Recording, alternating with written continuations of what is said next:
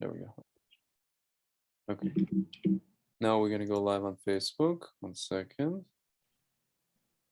How do we? Okay.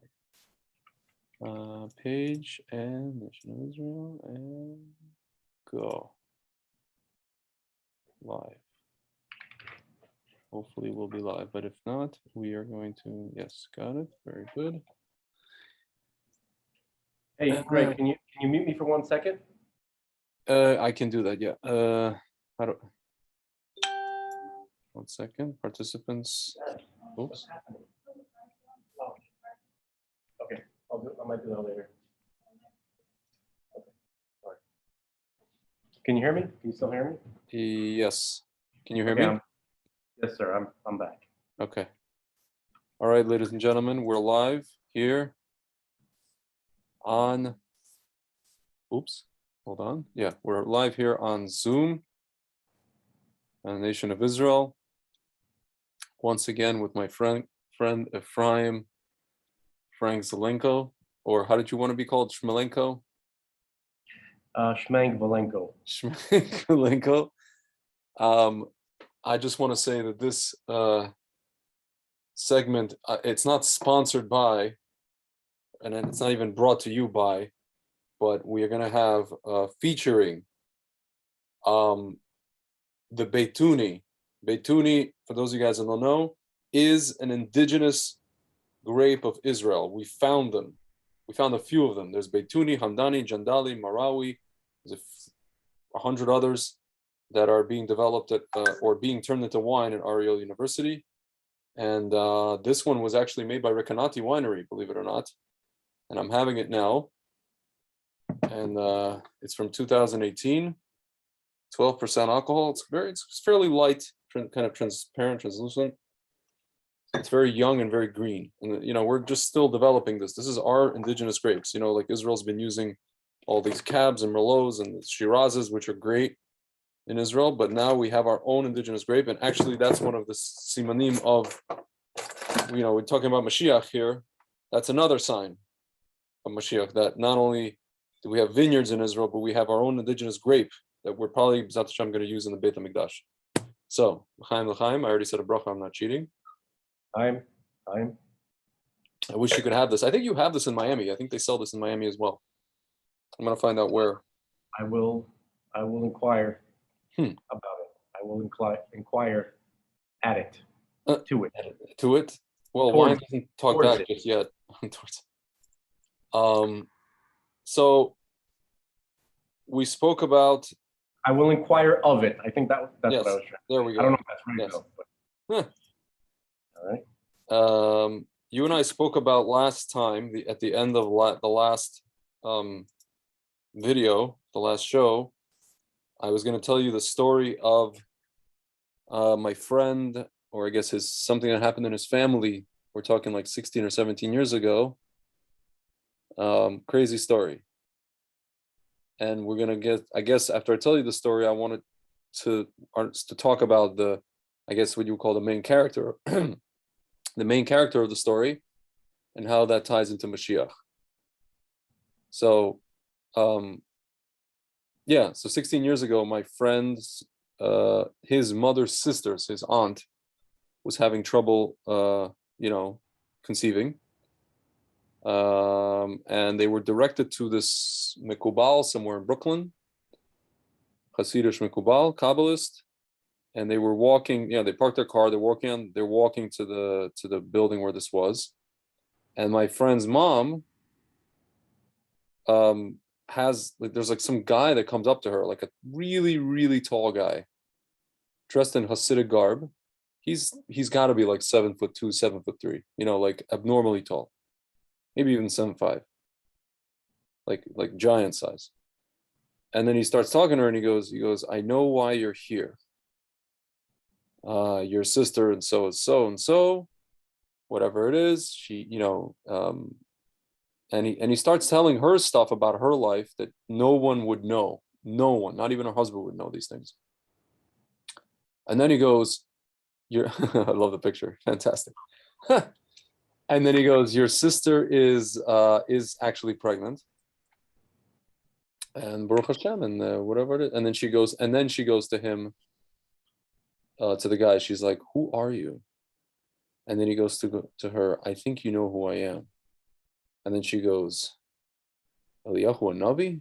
Because you understand, this woman is like, wasn't like religious in the classical sense, but she's from Kafkazi origin, Gorsky, mountain Jews, and they're pretty traditional, and they know about all these things, these kind of Jewish idea, folklore, whatever.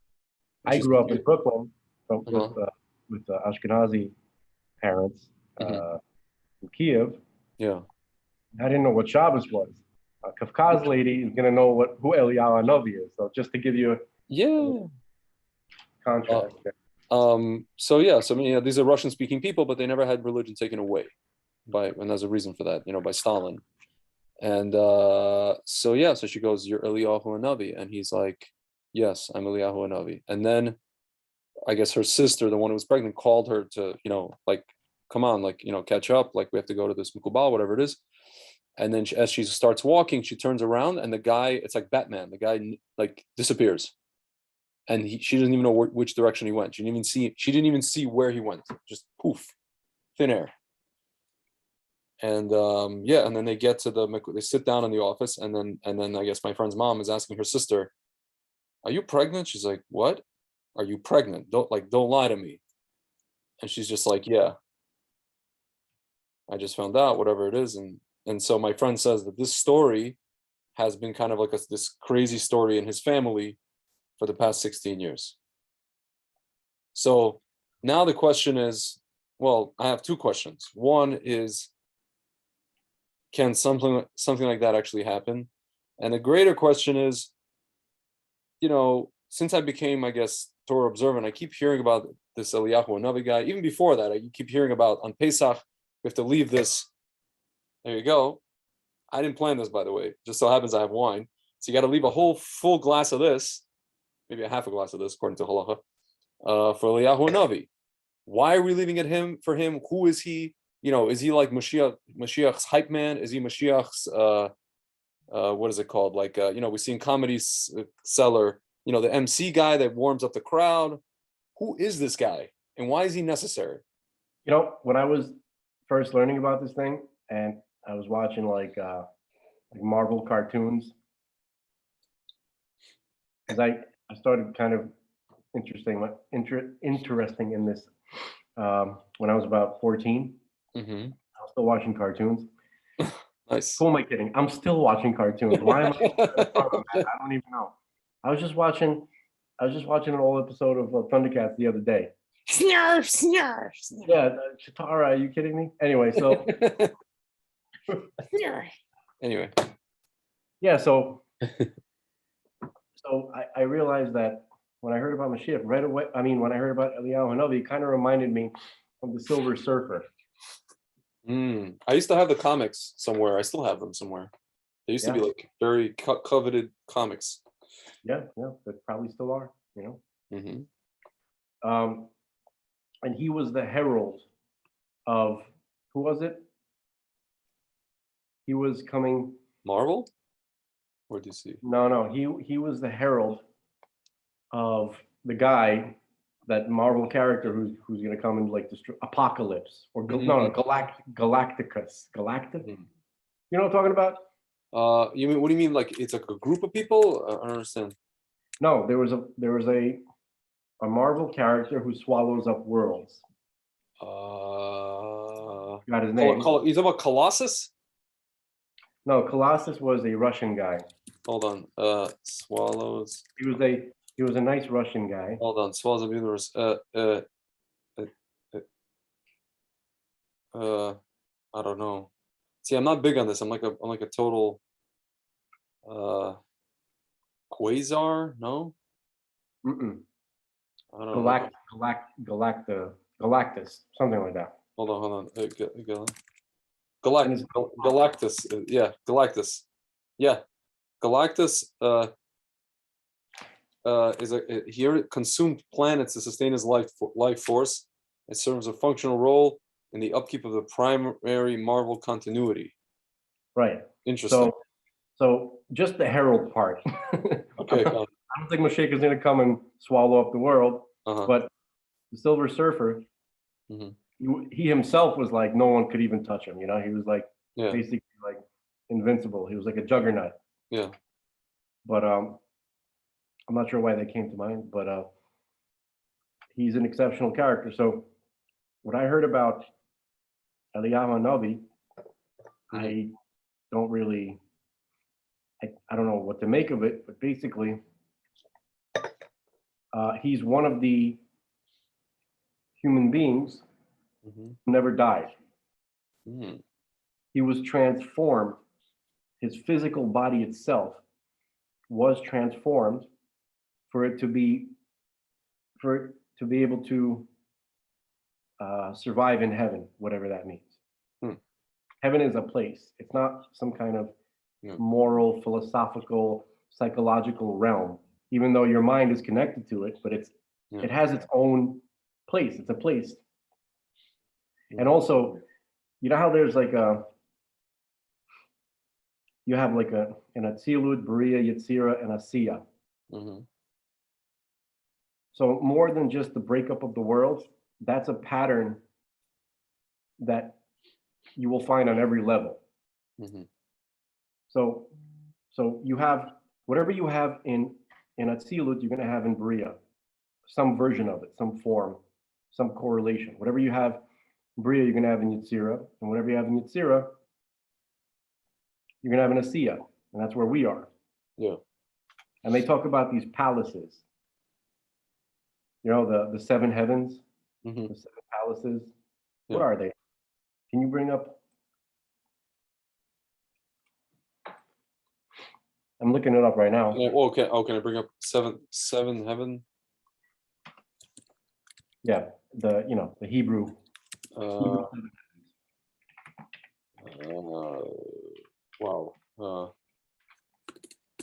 Hold on. Palaces? Are you sure? In Asiya, you said? Sometimes they're referred to as palaces. Sometimes they're referred to Seven as heavens. Yeah. I mean, there you go. Mesopotamian. Okay, Judaism. I'm just looking at the basic kind of. Yeah, here you go. The Talmud. Okay, upper part of the universe made of seven heavens: Vilon, Rakia, Shehakim, Zebul, Maon, Machon, and Aravot. Aravot. Okay. So we're whichever world you're on, whichever level you're on, there is an Aravot there, and there's all the other ones too. Oh, Fanim, Seraphim. This is where when we say Kedusha. Seraphim, Hayot. Yeah, but so if there's an Aravot in Atzilus, then there's an Aravot in Asiya. So there is an Aravot here somewhere. There is some place, some, for lack of a better word, physical location that corresponds, that fulfills the role of Aravot here somewhere. Yeah. So and the same on every level. So there's a complex universe out there. Somehow he was transformed, Eliyahu, to be able to to function in those places. So he never died. His physical body never died. It was transformed, and also he can come back. I don't know if he can come back anytime he wants, but his physical form can kind of return, I think, either to its original form or to some kind of form that the Malachim take on when they need to be here to interact with us.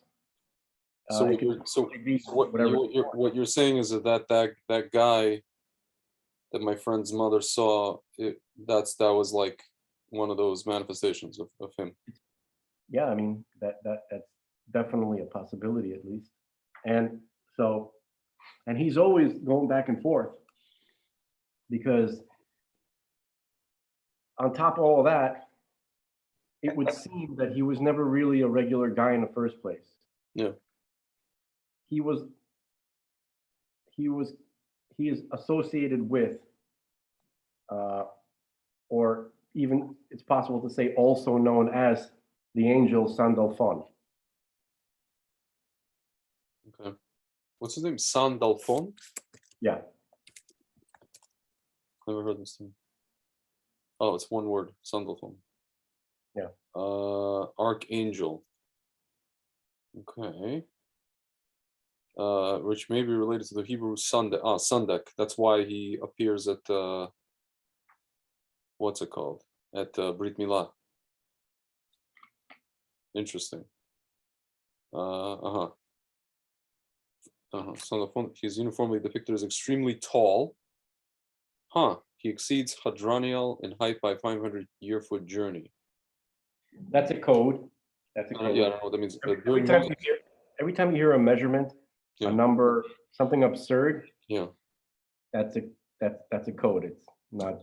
I just want to read it. During Moses' visit to the third heaven, he is said to have glimpsed Sandalphon and called him the tall angel, though this legend dates to much later than the time of the Torah. Talmud Hagiga 13b says Sandalphon's head reaches heaven, which is also said of. Sorry? Back up. Yeah. What are you reading? Just out of curiosity. I'm just reading out of Wikipedia. Yeah. So I just wanted to point out that it was Wikipedia that said, although this legend, is from a time way past when the Torah was given. Yeah. So not necessarily. This is going to be the most likely academic / Yeah. I mean, they're just giving where this, the sources for now. This is Sandalphon seems to have, whatever, blah blah blah. In the Greater Key of Solomon, I don't know what this is. It's a pseudo. Mafteach Shlomo. It's a Kabbalistic book. Yeah, it's a 14th, 15th century Italian Renaissance magic thing. Sandalphon is designated as a left-hand feminine cherub of the Ark of the Covenant. In the liturgy for Sukkot, he is credited with gathering the prayers of the faithful, making a garland for such prayers, and then enduring them to ascend as an orb to the Supreme King of Kings. In the Zohar, he is the chief of seventh heaven. As Michael does, he carries on a ceaseless battle with the Mr. S, an angel of evil. The ancient sages also refer to him by the name Ophan, like wheel, a reference to the wheel within the wheel, from Yehezkel's vision of the heavenly chariot in the book of Yehezkel, chapter 1. So the Father is also said to be instrumental in bringing about the differentiation of sex in the embryo. Interesting. This is like. Eliyahu is the chief of the Ophanim. What's up? Sandalphon / Eliyahu is the chief of the Ophanim. Mm-hmm. That's the classification of angels. There's a Ibn Hazm. I don't know what this is meant. I guess a commentator. Andalusian Muslim person. Is an angel who serves the crown. He discusses that Jews, though regarding Metatron as an angel, would celebrate Metatron as a lesser god 10 days each year, probably a reference to Rosh Hashanah in connection with the Merkava mysticism that Metatron took part in the creation of the world. In Kabbalah, Sandalphon is the angel who represents the sphere of Malchut and overlaps or is confused with the angel Metatron. He is said to appear before the feminine presence of the Shekhinah and to receive human prayers and send them to Hashem. So Sandalphon overlaps in some ways with sphere of Malchut, and Metatron overlaps with Zer Anpin and the 6 emotional sphirot. Chesed, Gvura, Tiferet, Netzach, Hod, Yisod. So and Metatron / Zer Anpin / the 6 emotional sphirot overlap with Yetzirah, and Sandalphon / Malchut / Eliyahu / the chief Ophan overlaps with the world of Asiya. And they are considered 2 sides of the same coin. And Sandalphon is the underside. Interesting. And Eliyahu, what's the gematria of Eliyahu? Not cool. Wish I knew. I have a number in my head. I just want to confirm it before let's see. Before I make a fool out of myself. 600. No, this is 643. No, that's English. Sorry. No English gematria here, please. What? I know. No. I'm just looking on the website and because it's stupid. Hold on.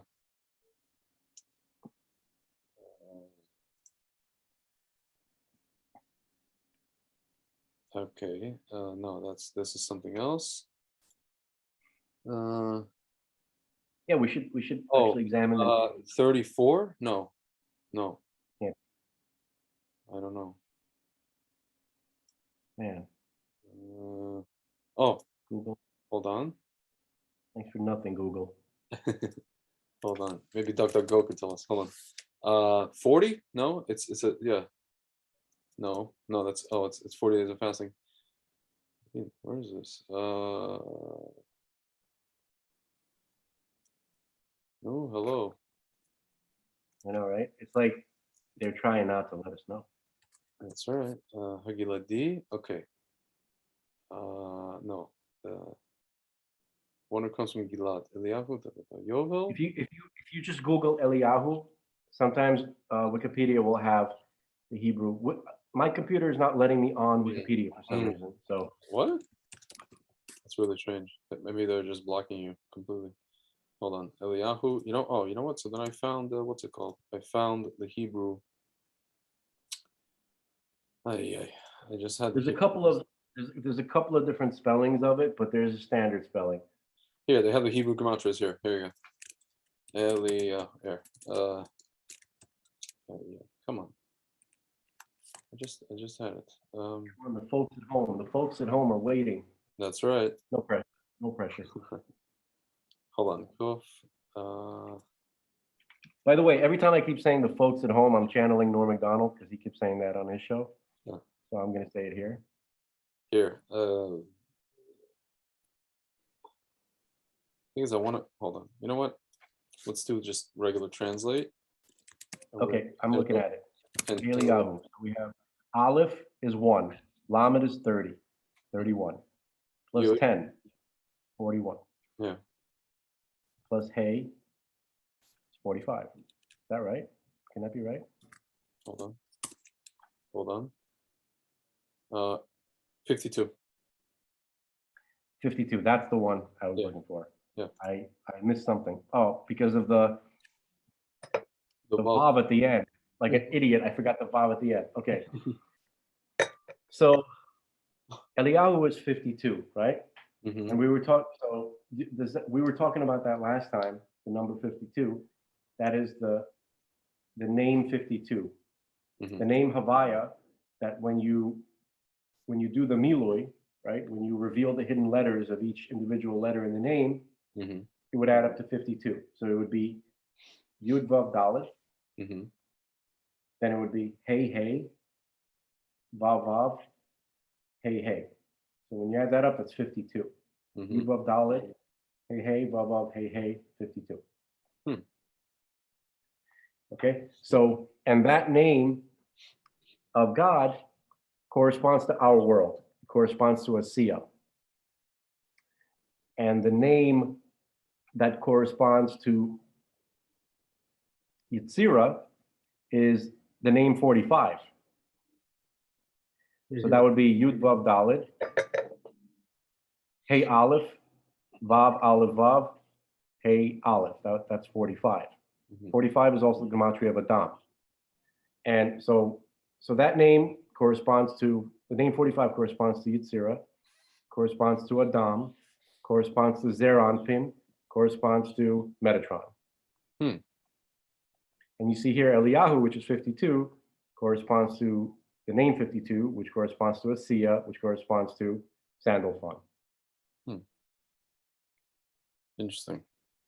So I'm not trying to put these things together. I wouldn't know how, Yeah. I just know that these are overlapping ideas. They correspond to each other, and how precisely, I'm not going to be able to put that together. So why? So back to answer the question, but yet, why is he necessary? What does he? What does he do? Like, why does Moshiach need him to come before him and do what? Okay. So what does he need to do? He represents the feminine aspect.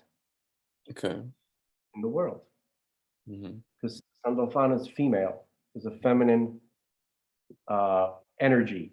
Now, he manifests it manifested in the world as Eliyahu coming in the form of a man. Like we said earlier, that both men and women have both of these aspects to them. Yeah.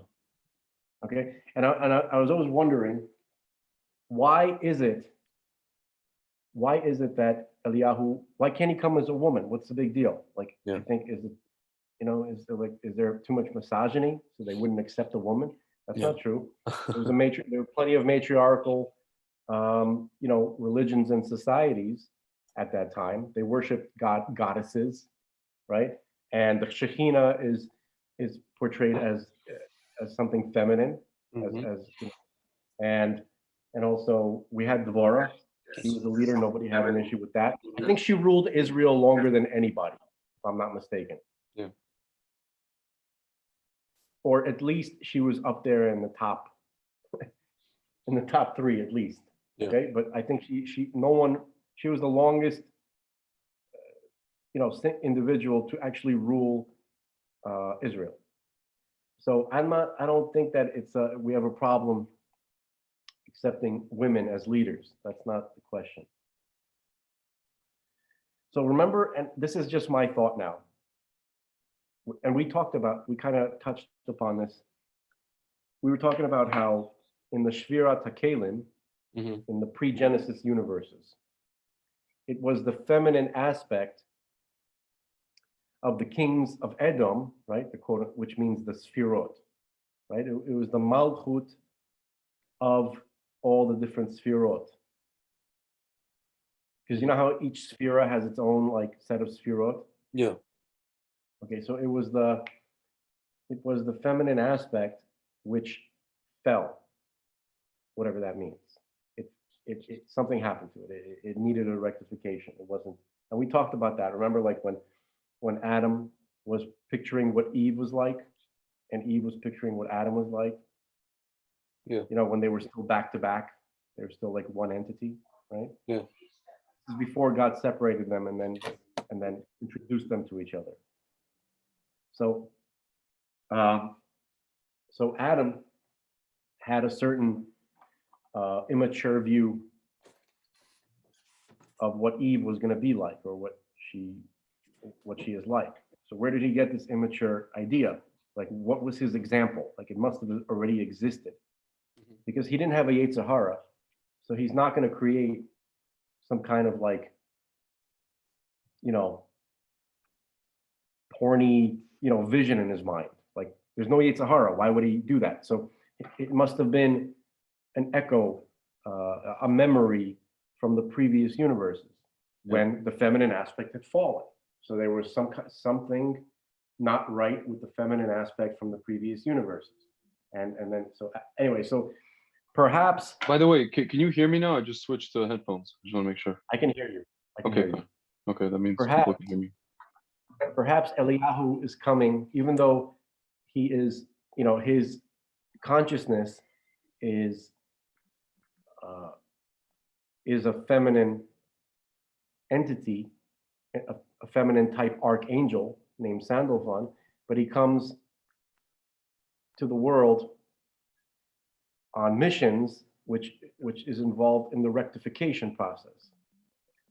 And perhaps he comes in the male aspect because the feminine aspect has fallen.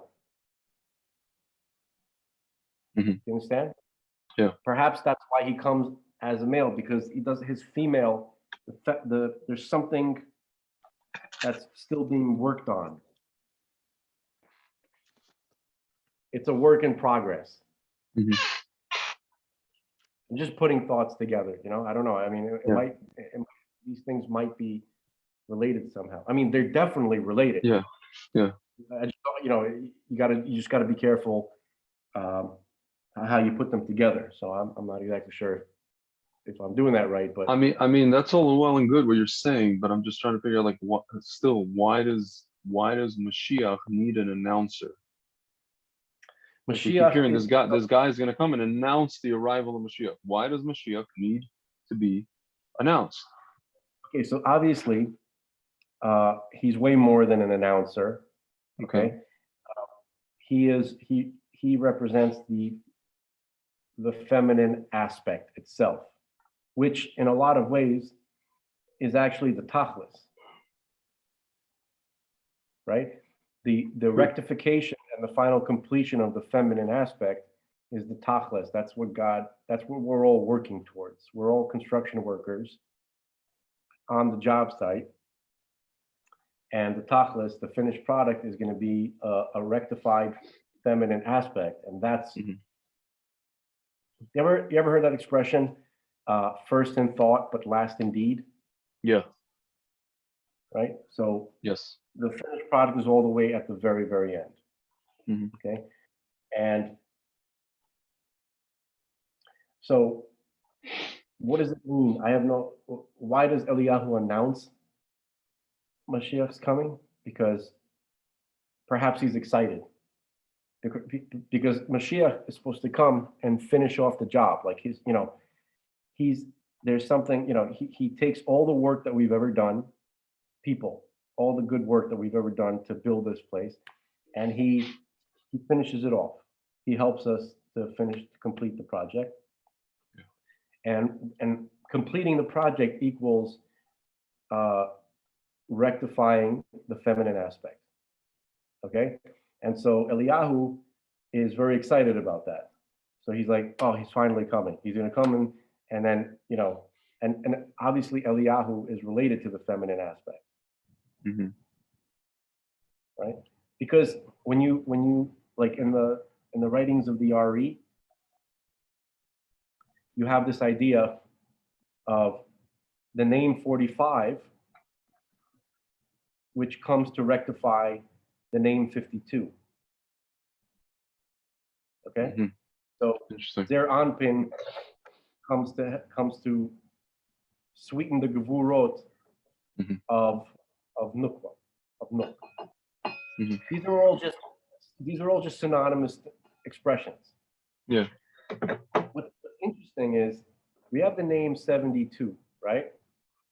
All the way on the top, right? Yud Vav Dalet, Hey Yud, Vav Yud Vav, Hey Yud. That's the name 72.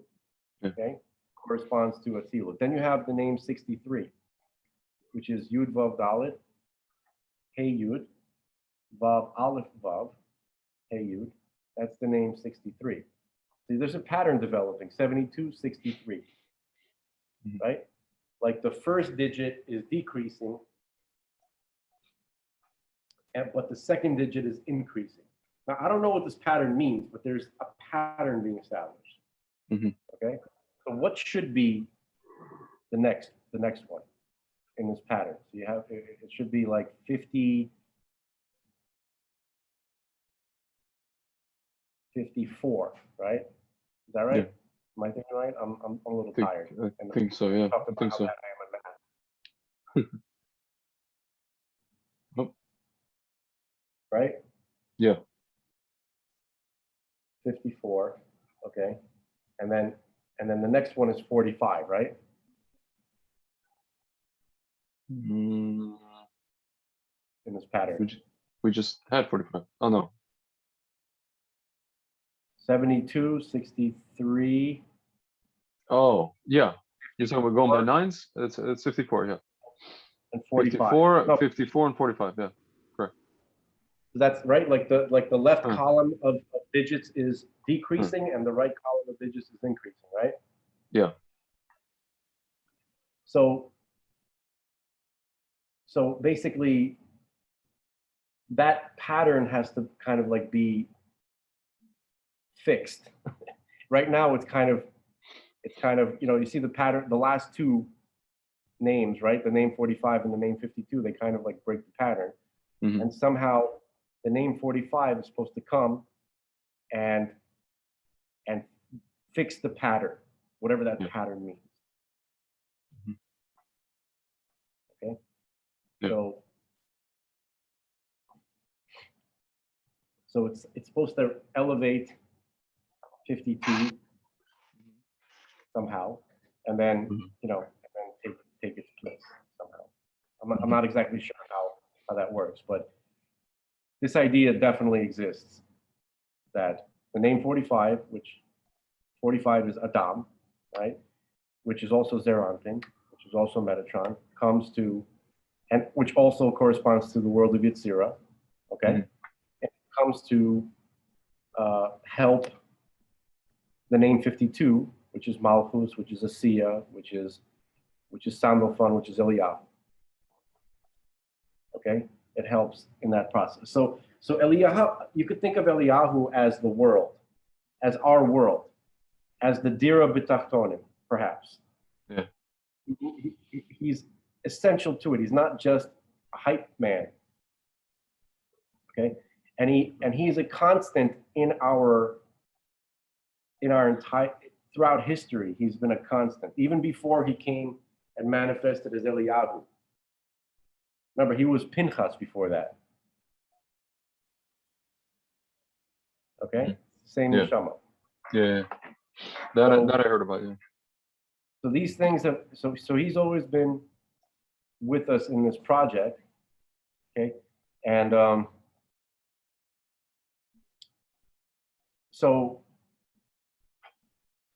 And why, what, you know, and if you think about it, it's always Eliyahu HaNavi, right? So there's other things that we know Eliyahu for.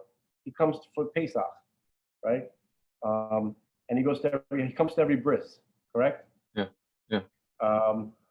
Every time that somebody needs to be revealed some really heavy duty Torah stuff, right? What do we call it? Gilui Eliyahu. Interesting. Right? Really? I didn't know that. Ari, the Ari, Mhm. he was taught his knowledge from Eliyahu HaNavi directly, and then he related it Yeah. to Rabbi Chaim. Discovering Eliyahu.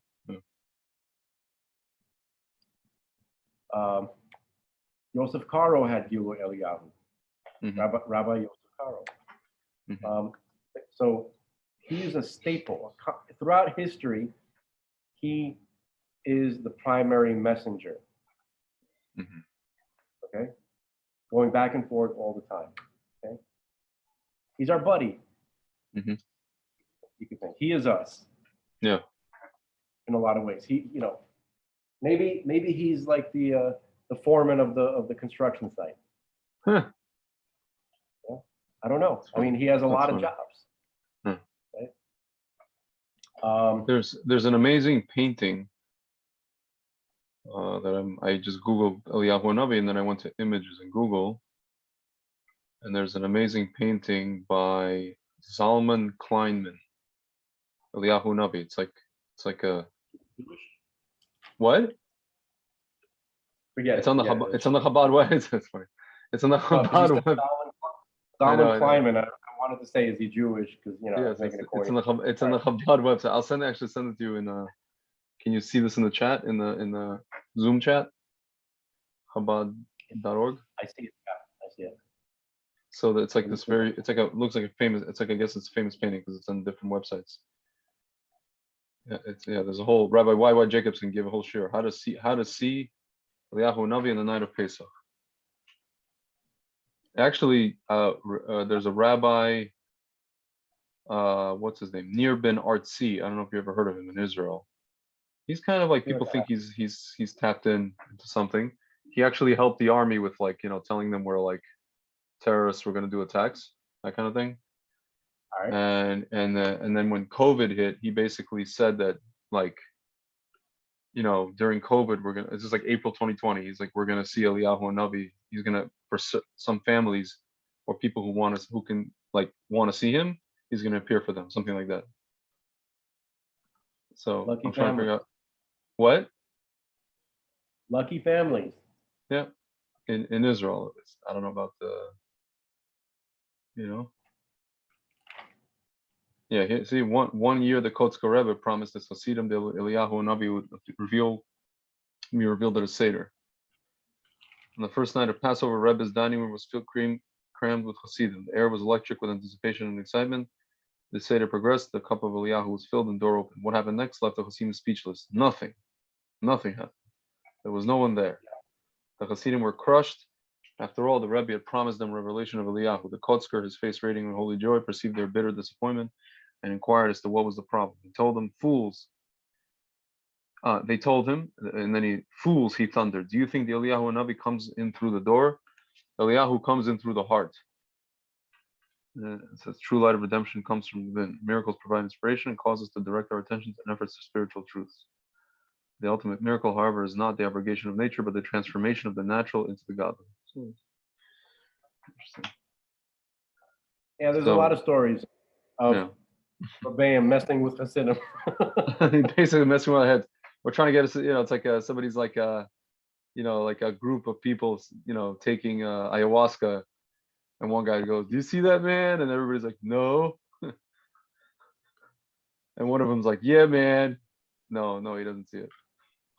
It's like messing with our heads, whatever. Yeah. I would have been, I was like, yeah, the heart. All right, when are we gonna see this guy? You know what I mean? Like, yeah, right. And they'd be like, the rabbi would be like, oh, you fools. I'd be like, punch him in the face. no. No, I I'm wouldn't. kidding. It's like, where did you lead us? Yeah. To nothing. You led us to nothing. There's another story, which it's kind of a sweet story, but it bugs me. So there's a story where I think that's involved with the Baal Shem Tov, and he was speaking to someone, and I'm not exactly sure how they came to this conversation, but he's like, if you want to see Eliyahu, then go to this place, go to that house, like, somewhere in the village over the hill, right? This lonely hut where there's a widow there with her child, right? Yeah. And spend Shabbos. Okay, right? And so he's going there and he's bringing some Shabbos gifts, like stuff you bring wine, or you bring some whatever. He brought some stuff, and he knocked on the door, and he's like, the Baal Shem Tov told me to come stay with you on Shabbos, and I brought you some of these things. He's like, okay, thank you very much.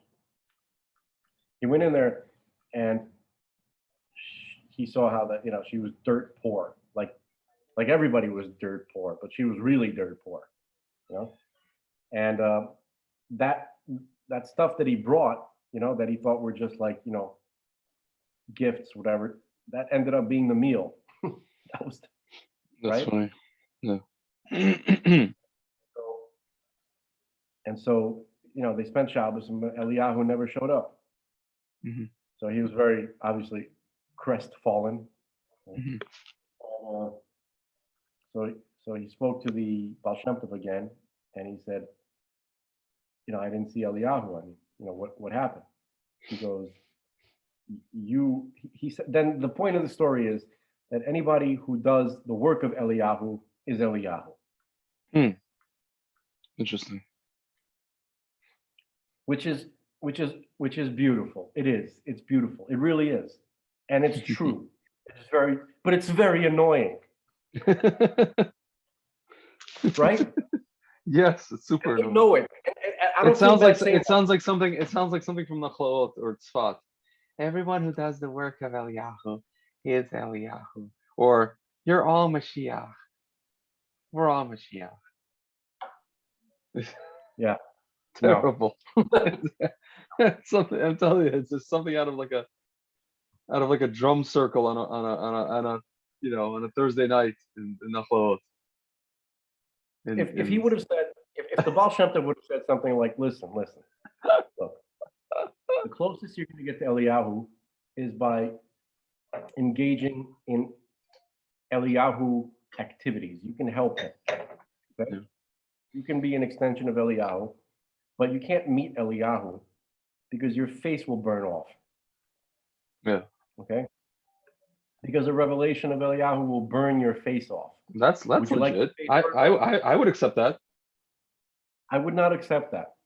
Really? Why not? Didn't you see the Lost what was it, Indiana Jones and the Raiders of the Lost Ark? Oh, when you open the thing and then the Nazi melted.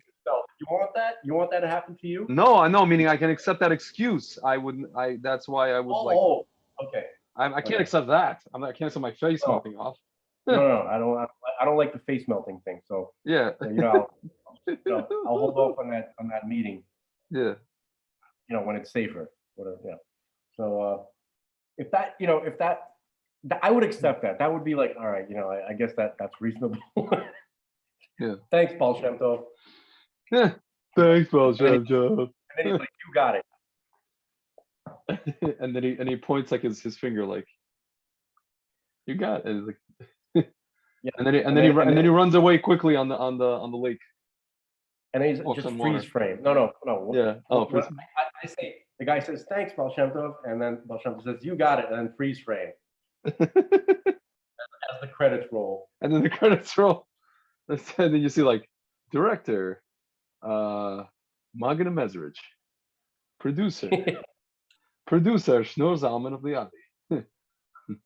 There's a joke. Godlike Productions. You just reminded me of a joke that Norm Macdonald says a lot. Of course I And did. it's not his joke. It's not his joke. Okay. He's doing it's another comedian's joke. And if only I could remember the comedian's name. Because Okay. he was a good dude. But okay, I'll get that. But the comedian's like this. He's like, me and my mother were watching Wild Kingdom. Mm-hmm. And when we were looking at it, it said, directed by Wolfgang Bauer, Uh-huh. produced by Wolfgang Bauer. My mom looks at me and says, you suppose that's the same?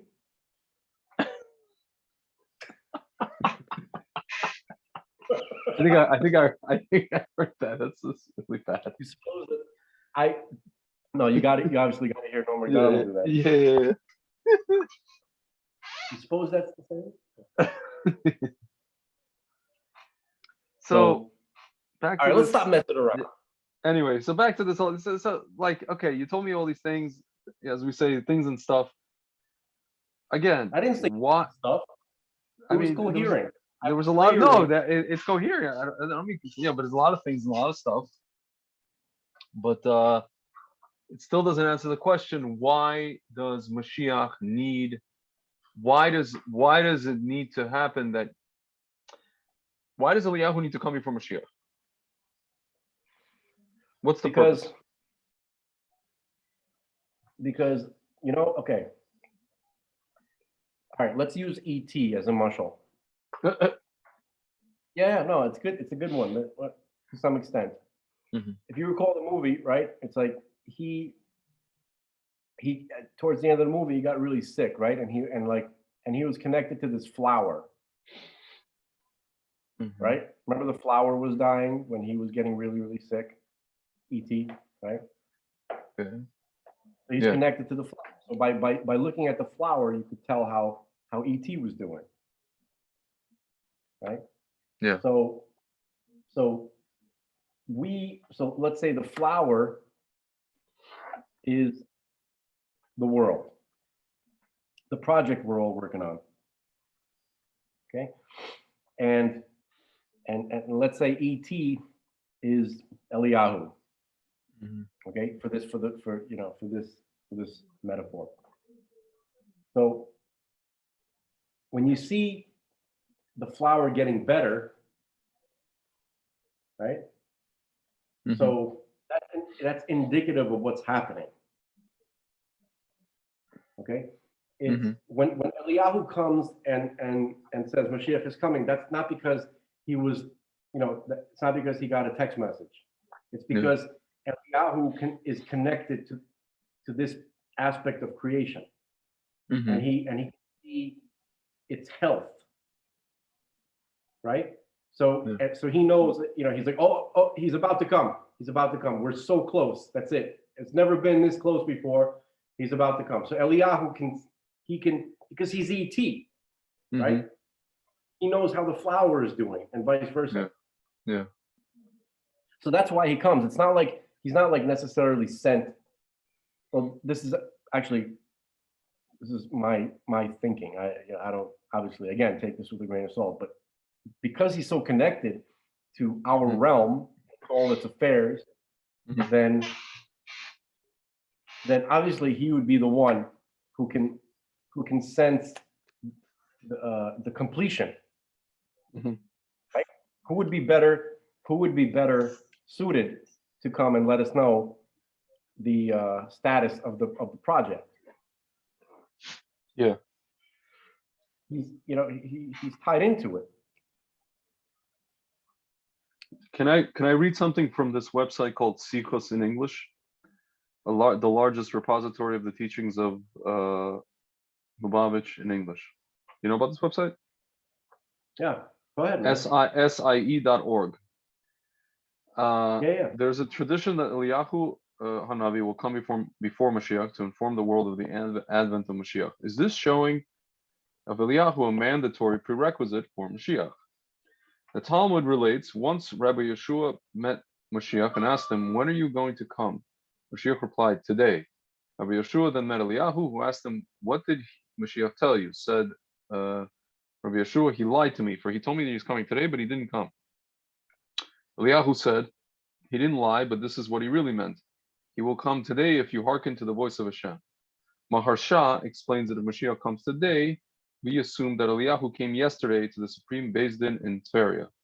Another explanation is that if we merit and Moshiach comes sooner before the appointed time, he may then come on his own before the revelation of Eliyahu. This is presented in Kraiti Uplaiti by Rabbi Yonasan Eibshas that you mentioned.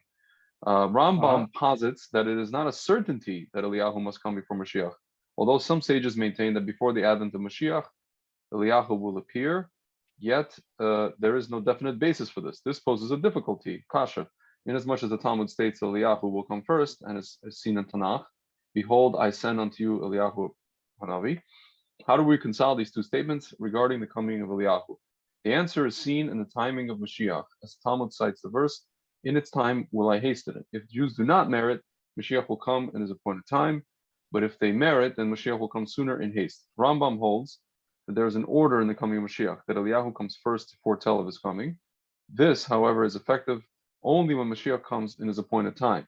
When the Jews merit and the redemption is hastened, as expressed in he is leaping over the mountains, skipping over the hills, then God then changes the order as a sign of his love for the Jewish merits and good deeds.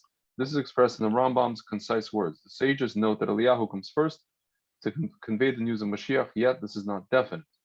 For perhaps God will have mercy and bestow his Holy Spirit upon the Jews to serve him with a full heart, then he will swiftly bring Mashiach without the need for Eliyahu's message. So basically what they're saying is like the era that we live in, it seems like it's trying to be hastened, I guess. And we won't even need Eliyahu. The era that we live in, or it's in its time.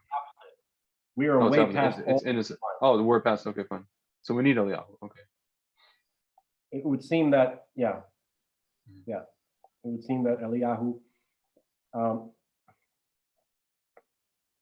I think I heard Manis Friedman say, and I don't know if I agree with him, but it could be that some aspect of it might be true that the Rebbe was Eliyahu.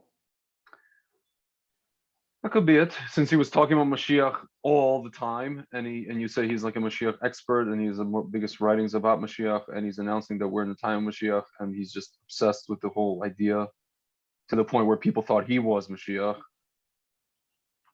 But so it could be that he was just Eliyahu. Well, or as you say, doing the work of Eliyahu. Yeah. Right. So we had that story to explain to us that Eliyahu could be the one doing the work of Eliyahu.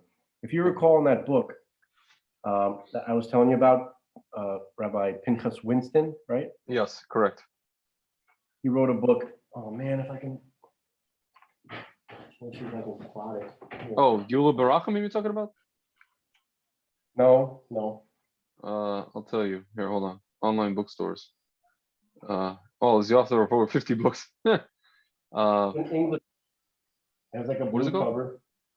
It's an English book. I forgot its name. It's a blue cover. Let's see. It has the word books. scenario in it. Has the word what? Scenario. What's the word? Hold on. Scenario. Like what's the scenario? Here we go.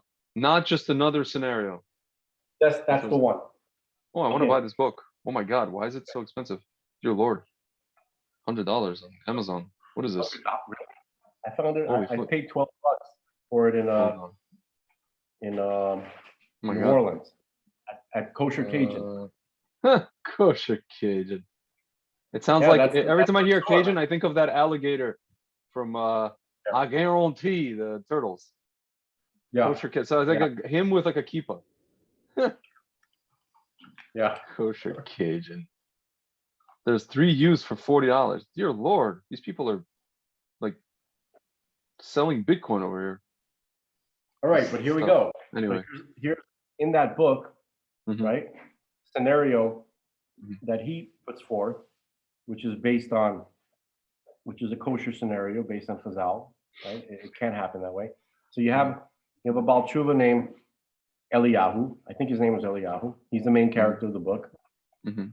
and he wrote a blog which became very, very popular, and the whole Jewish world read his blog. Interesting. And he would teach people about, Torah, Mashiach, about the Parsha, all that kind of stuff. Mhm. And he met this mysterious old rabbi in Yerushalayim, and only at the end do we find out. Spoiler alert! Spoiler alert! This rabbi is Mashiach. Okay. And he said, and the rabbi was explaining to him that he is performing the role of Eliyahu. He's not Eliyahu, because in the book, the character thought, "Are you trying?" He was like, he got all excited. He's like, "Are you telling me I'm Eliyahu?" And the rabbi was like, "No, you're not Eliyahu." By the way, But- they came out with there's the ebook part 2, just another scenario 2. But anyway, go on. Really? Yes. See, it says the first version of was sold out twice. It was written in response to another Moshiach novel. It was based on authoritative sources. As he's talking about the first one, and then when terrorists attacked the Twin Towers on September 11th, it seemed more real than fiction. Not just another scenario 2. Is the same kind of book, except the storyline has changed to keep with current events of the day. Oh, so this is like, okay, I want to check this out. Anyway, go on. Yeah. So in that book, obviously, Rabbi Winston was creating a scenario where the person who was doing, who was heralding Mashiach, this Baal Tshuva named Eliyahu, was a shliach of Eliyahu, whose name is also Eliyahu. So it can. So I suppose if you could have something like that. If you take it into account the stories of Eliyahu from the Hasidim and all those. Like if you do the work of Eliyahu, then you are Eliyahu. Yeah. So perhaps something like that. But here I learned something which knocked my socks off today that I had never heard. So apparently, Rabbi Label Groner. Yes, I met him once at the Simchas Torah, Crown Heights.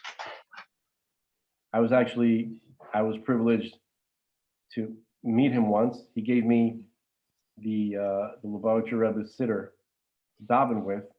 Wow. Before my wedding, because I had my chuppah at 770. Wow. So amazing. Wow, I didn't know that. So Rabbi Groner, he had said, speaking to the Rebbe, the Rebbe said that Moshiach doesn't know who he is until the very, very, very last moment. Wow. Really? So how come we keep hearing from people that Moshiach is working and like he's like a regular family guy, like in Israel, but he's working at nights, doing what he's doing now? I don't know what those stories, but I could tell you what I learned from people who study the sources, like Rabbi Bakst, for instance, like Rabbi Kessin. Mashiach. So they're referring to Mashiach in the role of Mashiach ben Yosef. So Mashiach ben Yosef is three things simultaneously. Mhm. Metatron, I know, bomb, right? Yeah. And Moshiach ben Yosef can also be a group of entities. Yeah. Okay. He could be like a cloud or a network Yeah. of people, right? Yeah. Anybody who is doing the work of Mashiach ben Yosef, which is rebuilding the land of Israel, bringing people closer to the Torah. There's a couple of other things. Let me see if I can find it. I think I have. By the way, I just ordered this book on Abe Books. If they have it used from this Bookensteins in Las Vegas. So I just ordered that Buchenstein? book in Las Vegas, Nevada. Yeah. I ordered it. They used whatever. It's in good condition. Not just another scenario. I Could be have, good Shabbos reading. I have a description here in this book. It's called Beyond Kabbalah, the Teachings That Cannot Be Taught, Preparing for the Messianic Era and Beyond, Rabbi Joel David Bax. So just a moment. Just a moment. I think I might have. Here it is. All right. Okay. Okay. Mashiach ben Yosef, there's three aspects that. Okay, so this is. I'm just going to read directly from the text. Okay. Okay. I have written about Mashiach ben Yosef at length in the secret doctrine of the Gaon of Vilna. That's the title of another one of his books. But the following can be used as a rule of thumb. Mashiach ben Yosef manifests on three different levels. Number one, Mashiach ben Yosef is a meta-archetype and an all-encompassing collective consciousness that networks a vast matrix of smaller and distinct, yet interdependent archetypal processes. These can remain on their collective root level, and or they can also manifest in the form of number two and number three, which we're going to discuss below. This is type one right now. So an archetype in Torah literature can also be known as an archangel, such as Michael, Gabriel, and Raphael. In this case, however, Mashiach ben Yosef is the meta-archangel known throughout the Talmud, including the standard commentaries of Rashi and Tosfot, Midrash and the Zohar as Metatron. I'll read that again. In this case, however, Mashiach ben Yosef is the meta-archangel known throughout the Gemara, throughout Rashi and Tosfot, Midrash and Zohar as Metatron. In spite of the initial strangeness of this concept, Metatron plays a critical role in the Gaons, the Vilna Gaons, Kabbalah, and especially throughout his book Kol HaTorah. Talk about that. Yeah. So Mashiach ben Yosef is an actual individual. That's okay. So here's level two. That was level one. Now level two. Mashiach ben Yosef is an actual individual who exists in each and every generation. So this is the deeper meaning of the verse. The verse says the tzaddik is the foundation channel, the yesod in Hebrew, of the world. One more time. The tzaddik is the yesod of the world. That's from Tzaddik Yesod Olam. Yeah, that's from Mishlei, chapter 10, verse 25. Proverbs, chapter 10, verse 25. So how, where, and in what role he or she will manifest, this is Rabbi Bax, right? Is dependent upon a multitude of factors. The ability, however, to evolve from a potential to a fully actualized Mashiach ben Yosef in union with the aspects of Mashiach ben David depends upon the collective merit of humanity, especially that of the nation of Israel. Okay, that was number 2. Number 3, Moshiach ben Yosef is any collective group, men or women, who are involved in the specific activities of Moshiach ben Yosef, namely returning to the land of Israel, including its expansion and rebuilding, learning and dissemination of Torah, and for the Torah scholar, mastery of the Kabbalah and scientific knowledge. An individual's mission is then considered as a cell in the larger body of Moshiach ben Yosef. Okay, I heard from other rabbis. I think I'm thinking of Rabbi David Katz, who also speaks about Moshiach ben Yosef pretty often, saying that he can be I'm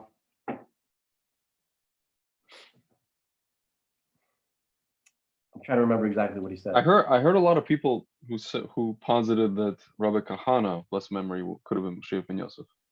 Yeah, there's a lot. You know, this guy was Moshiach ben Yosef. That guy was Moshiach ben Yosef. Rav Kook could have been. Ariel Bar Tzadok, he thinks that the secular Jew found in Israel is Moshiach. That's Rav Kook was talking about that kind of stuff. Yeah. Right. So it's all of this. These are not contradictions. Correct. Everybody doing Moshiach ben Yosef's job could be Moshiach. So if you think about it like this, imagine like you have like sort of like a cloud of like drones, right? You know how have you ever seen those videos where they make the drones, they synchronize them, and they all do the exact same thing? Yeah. Amazing, actually. And so you could have like, you could picture like you have like groups and individuals kind of like spread out, and they're kind of like operating in this like cloud in hyperspace, right? Yeah. And they're doing the work, and they're synchronized, and everybody's working towards the same goal, right? And then, but at will, this cloud can collapse and condense into an individual. It's a fluid. It has this kind of fluidity, right? You could have an individual who can then automatically just become a bunch of individuals, and then, or he can become a bunch of different organizations. Yeah. So, and the amount of either individuals or collection of entities that comprise Moshiach ben Yosef, I heard there's a number associated with it. Yeah. 156, because I'm assuming that's interesting. It's the gematria of Yosef. Interesting. This is what I've heard this. Yeah. So Moshiach ben Yosef, he doesn't necessarily have to come as an individual, right? In certain, there's a potential for him to manifest as an individual if necessary. But but Moshiach ben David is an individual. Yeah. Absolutely, no question, has to be. There's no ifs, ands, or buts about it. But it's fluid for Moshiach ben Yosef. Yeah. Okay. So basically, so Eliyahu, right? What's interesting is that I think Eliyahu is associated with Moshiach ben David more so than Moshiach ben Yosef. That's the impression I get. Yeah. So but it seems like there's a big similarity between our description here of Moshiach ben Yosef and Eliyahu, no? I mean, there's a connection. There's obviously Ben Yosef has a similar job, I guess. Right. But we said that Moshiach ben Yosef is the archangel Metatron, right? In the root of his consciousness, right? Yeah.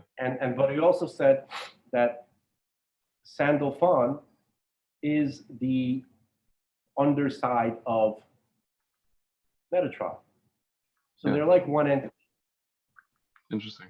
Okay. So you could think of it as that Eliyahu is related to the feminine aspect that's related to Metatron, which is the male aspect. Okay, so Yeah. Okay, and so there is obviously a connection there. Okay, because like we said, Sandalphon is Eliyahu, right? There's something going on there. Yeah. Right. I'm not crazy. I don't think I'm crazy. There's definitely something going on. I'm trying to wrap my head around it. I'm not exactly sure. It sounds We'll like put pieces together Joker. I'm not crazy. I'm not here. No, crazy. no. So I'm not. okay, so Enough from the clown. Anyway. from that guy. Hughes, Enough pretty from, soon you won't be able to get a nickel for your grandma. Sounds like Schmeiden and Schmaltzy. Oh yeah, and Schmenet. He kind of looks like the Joker, but from Jack Nicholson. But anyway, Yep. Best Joker in my opinion, but that's beside the point. what, Jack Nicholson? Yeah. Nicholson is great. He could just play the same personage in every movie, and yet it somehow seems like that personage, which is the same across the board, is indigenous to that movie. Same thing goes for Al Pacino. Dude, It's the I don't same. know, It's the man. same guy. I think that Nicholson really outdid himself. I've seen him in other movies, Mhm. and I think the closest that he came, like there's two characters that remind me that he played. The one from Anger Management and the Joker. Mhm. Like that was both these like they're crazy people, like hilariously crazy, you know. Yeah. And I think my favorite part of the Joker, Yeah.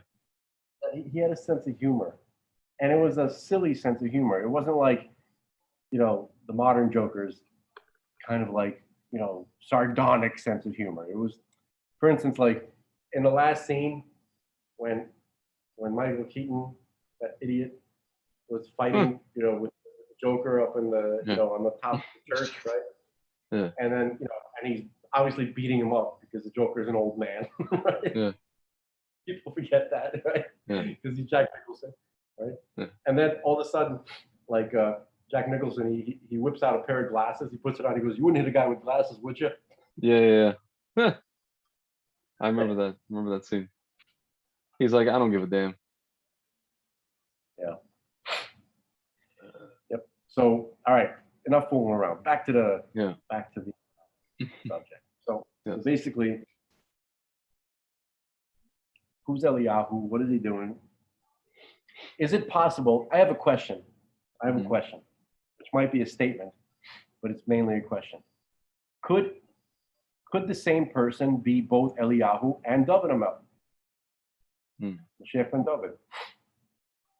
Because remember, Moshiach ben David doesn't know who he is until the very last moment. Yeah.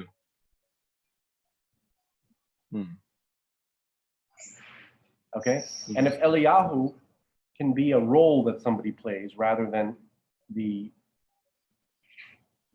angel himself, but David Amel, but Moshiach ben David cannot be a shliach. He has to be the guy. Yeah. Right? So it's possible. Here's even a deeper question. And then you might want to have Rabbi Weisberg on to answer this question. It's a Talk about it. He's the neighbor of my friend and business partner in Muncie. But anyway, go on. Okay, so you have a connection. You should definitely have him on because he hasn't been on in a long time. Yeah, he's been like incognito. Yeah. So you could ask him, can Moshiach ben Yosef also be Moshiach ben David? Preview, the answer is yes, but you'll talk about it. But with that in mind, can I read you something? Sure. This It's from, again, from Rabbi Bax, from that text that we mentioned, Beyond Kabbalah. Mhm. So there's this concept of the twin messiahs. Okay. So can I read from the text? Yeah, please. Moshiach ben Yosef is a complex subject, yet it is only one half of a larger picture. The other half, which is more familiar, is Moshiach ben David, King Mashiach, or simply the Mashiach.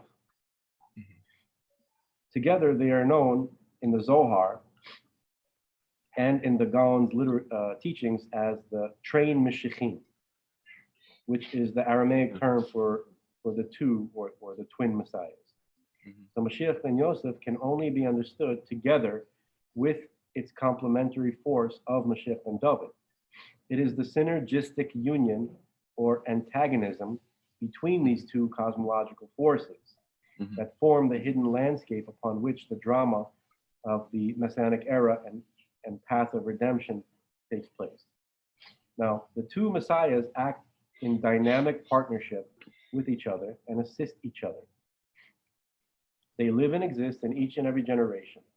Mashiach ben Yosef is the secret of, quote, Yosef lives on, Od Yosef High, right? And Mashiach ben David is the secret of David, King of Israel, lives forever. David Melech Israel, So although they operate in their own individual roles, each one is dependent upon the other, and they influence each other according to each one's unique characteristics. Now, why two messiahs?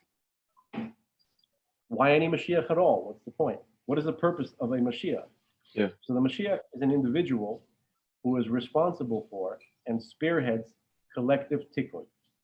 Tikkun means rectification, mending, or purification sometimes. On a deeper level, tikkun also refers to a process of elevation and transmutation. Whereas the second definition implies taking something that is already complete into a more refined state. The first definition implies that something has been broken or become torn, in which case the immediate goal is only to return it to its original state of completion. These are the two processes or modes of tikkun. So I'm going out of the text now. So Rabbi Kessin talks about it. He says that that when Adam was brought to the world, right? He was the Mashiach. Huh. So the question is, Mashiach of what? So this is where we can really go have fun with this topic, in relation to what Rabbi Bar Tzadok says, but we'll save that. But we're just going to focus on the idea that at first you didn't need a Mashiach ben Yosef because God, he already did most of the fixing. So we talked about this issue, the Shvirat Kelim, right? And the death of the Edomite kings, right? Same idea, right? Yeah. And then so after that, God began rectifying the destruction from the previous worlds. And that's what the 6 days of creation are about when we read in chapter 1. And then to finish it off, right, he brought Adam to finish off that rectification. Essentially, God created Adam in a world that was already completed. God had completed the world. It was put back together. So what was Adam doing there? Because it was completed, but in Olam Haba, in God's world, there's always elevation. So you could take something that is complete in a relative state of perfection, and you can elevate it. Okay, you can extract more perfection out of that perfection. And that's going to be the nature of Olam Haba, where we're going to move from one state of perfection to the other. I mean, I don't know what any of that means. I don't know I really don't, can't picture it, but I can understand the concepts, right? right? One state of perfection, but you can improve it. You can improve upon it. Yeah. So that's what Adam was supposed to do. So Adam, when he originally showed up, that's what his job was. And that became known later as Moshiach ben David. That's what Moshiach ben David comes to do. Yeah. And Moshiach ben Yosef, he comes, see, there wasn't a need for Moshiach ben Yosef before the incident with the tree, right? Mhm. Yeah. So what happened was when Adam and Chava made that error, right? Quote unquote error, it shattered the world that God had just finished creating. When they I made mean, that error, was there like a noise that said like error, error? Yes, there was. Like a little robot that just came out and like did that. Remember, like a Error. French robot. Yeah. What's So- that? Right? So basically, but because so when they made that decision, it created another shvira, another shattering. This time, this newly reconstructed world. Mhm. So now you created a new job, right? You got to bring the world back to its state of completion. So that's Mashiach ben Yosef. Mashiach ben Yosef is a new job. So why do we call it Mashiach ben David and Mashiach ben Yosef? So I think it's because the people who came closest to finishing the job so far, the office, the job itself gets named after them. That's my theory. So Yosef he did tremendous rectifications. Remember, every time we're reading the Chumash or Navi or anything in Tanakh, what you're reading is an attempt to bring Mashiach and to finish and to complete the whole, to finish the story. They were trying to do it. Of course. They weren't waiting around for the end. They were. That's what you're reading about. Every conversation is all about that. So if you look at the first rectification attempt, or possibly the second, I'm not sure, of Cain and Hevel, right? What does it say? Look at the wording. The wording is like, when they were bringing the offerings to God, right? Mm-hmm. They were bringing, and it said in the end of days, right? Kate Hayamim, correct? Yeah. Why did it say that? Right? What do you mean the end of days? It looked like, didn't God just create the universe? For sure. Like early stage. But to them, it was the end because it was supposed to be, because that's where they were trying, because they had an opportunity to do that. It didn't work out. There was many moments like that. Yeah. There are many moments like that. You know what was amazing? There was a moment like that. There's many moments in the story with Abraham, but also before that too. But I was kind of like shocked. I never really paid attention to it. Remember when Abraham, he went to war, and then he brought back the hostages that were taken, and they were the citizens of Sodom, I'm pretty sure. And he gave them. He didn't hold on to them. He let them. Yeah. He let them go back to their city. Mm-hmm. And that was, I believe that was a missed opportunity.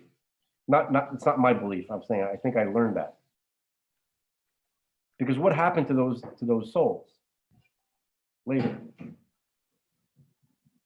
Right? And what's the big deal? Why did Torah spend so much ink on the story with Sodom? Well, that was a missed opportunity. Well, we see now that it's relevant. We look around us. Sodom is very relevant. Sodom didn't stop.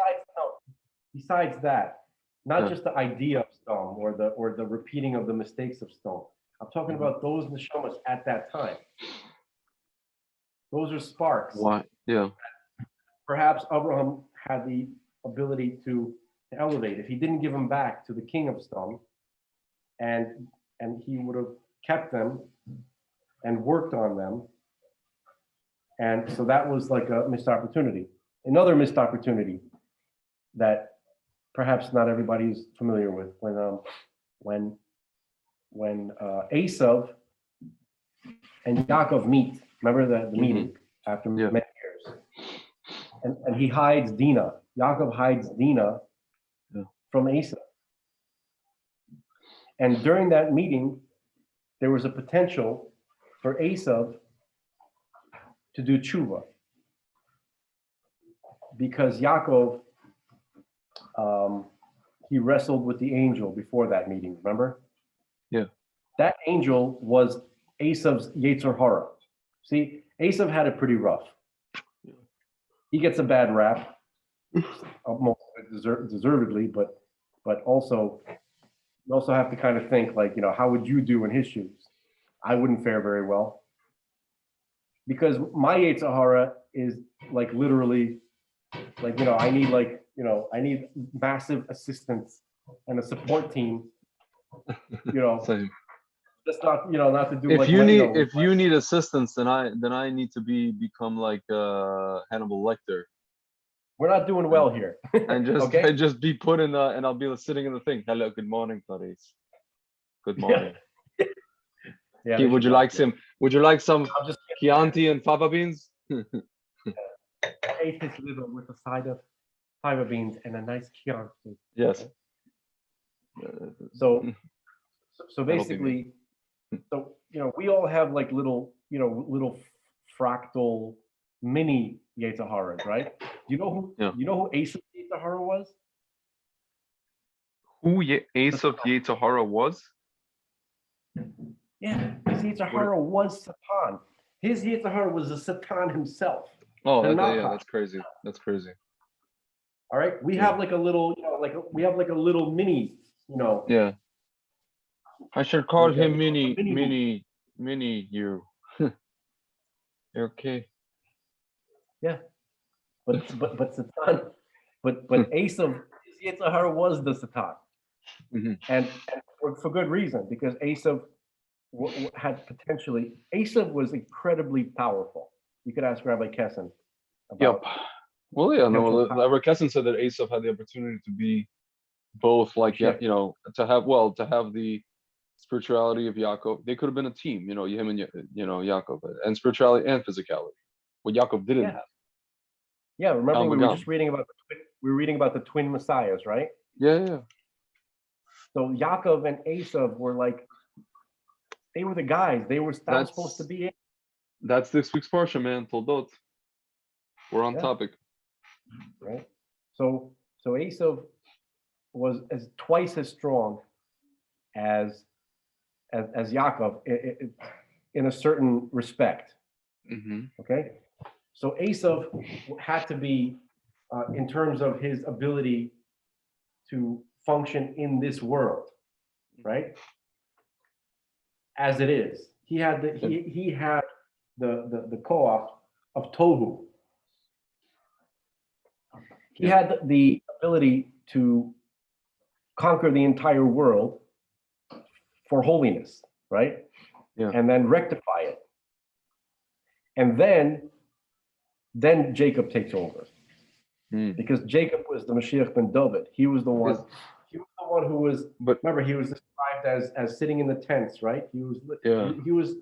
There was a certain disconnect from the world. Would you say that the fact that let's say the Christian world, Rome, the Christian world really physically conquered the entire world and actually did? I mean, they thought that they were rectifying it, but it ended up being a completely, tumah filled and misguided way of trying to do that. It's almost like Asa. You got to listen to Rabbi Shimon Kessin's lectures. He talks about it all the time, especially the last lecture. It's almost like, they knew their power. They knew, Esav knew his power via this, the Holy Roman Empire, the popes and all this.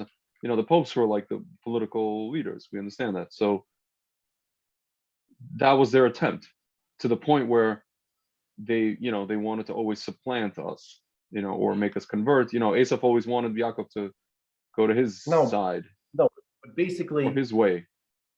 the way the function that Christianity served, and in some ways is still serving, Mhm. is they are doing God's work not consciously. Correct. In a certain way, everybody does God's work, whether they realize it or not, right? Yeah. So they are not doing what they think they're doing. Yeah. Okay? God is using them. So who are these? So here's my question. Like you look today, for example, the evangelical Christians who really love Israel to the point where they love Israel more than some Jews love Israel. What is that a manifestation of? Is that like Asaph coming back? Like what is this? No, that is Joseph disguised as Esau. What? Let me explain. Yo, some of these Rav Kookniks would stab you if they heard that. That's interesting. Okay, I want to hear this. No, I'm interested to hear this. I don't think I could tolerate being stabbed by a Rav Kooknik who got the jab. Some of them did. Well, most of them did. Some of them didn't. You're looking at one who didn't. So the one that stabs me, I hope he was at least, not jabbed. Some of them are regretfuls. I know some of them, or regretfuls, but whatever. But I hear you. So this is not my original ideas. There is a concept of Yosef disguised as Esau, which is related to the idea of Yaakov disguised as Esau, but not this aspect. So check this out. In Tanakh, in the Navi, in the prophets, the lost tribes are called by Yosef. Mhm. Okay, when the term Yosef is used, it is also a reference to all of the tribes, the quote unquote lost tribes. Because why is that? Because Yosef, the kings of the tribes, the northern tribes, when they split off into their own, they were always from Yosef. They were either from Manasseh or Ephraim. Mhm. Okay. So you had the royal house of Yosef, and so Yosef, in that sense, represents the lost tribes. Okay. Yeah. So now there are statements. And I get all of these ideas from Yair Davidi, who he brings all the sources. I do recommend reading his books, and he also has a great YouTube channel. But I must say that it was personally difficult for me to understand what he says. Yeah. For a number one, he is an older gentleman from Australia. He lives in Israel now. He's a Haredi dude, but he's an older gentleman from Australia. What's his name? His cadence when speaking is not. It's not something that I'm familiar. I can't get used to it. Yeah. Okay, that's number one. What's this guy's name? Yair Davidi. Oh, you're David. Okay, fine. Yeah, there's going to be a lot of eye rolls, Mhm. from from a lot of snooty, people. Okay, but if you read, I have some of his books. If you read it, if you actually listen to what he says, Joseph, the Israelite Destiny of America. Yeah, I'm looking at that. Yes. So I agree with most of what he says, most of it. Well, most of what I've heard. Let's say I haven't heard everything that he said, but it makes a lot of sense to me. And it was not easy for me to accept a lot of what he said because I was kind of like internally, like in my mind when I was growing up and when I was becoming religious, I was kind of like a militant dude. And I had a chip on my shoulder, I'm like, basically, the white Western Christian, I was not happy with it. You know, once you study history and you see what was going on, and to some extent what's still going on, I was not a fan. And then when I learned, of Can the you possibility- can you pause for 1 second? I'm sorry, I apologize. Just 1 second. No I problem. apologize.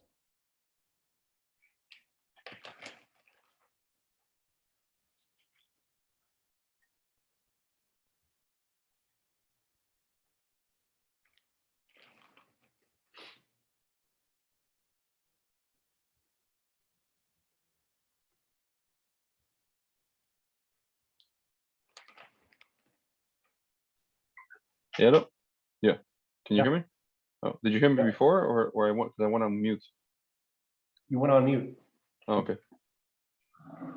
or you were just really quiet. I couldn't hear you. Oh, okay. Okay. All right. So whatever. The point is that when I came across the idea that the Western European countries,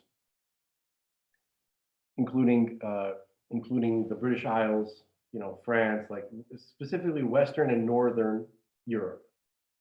Okay. Mhm.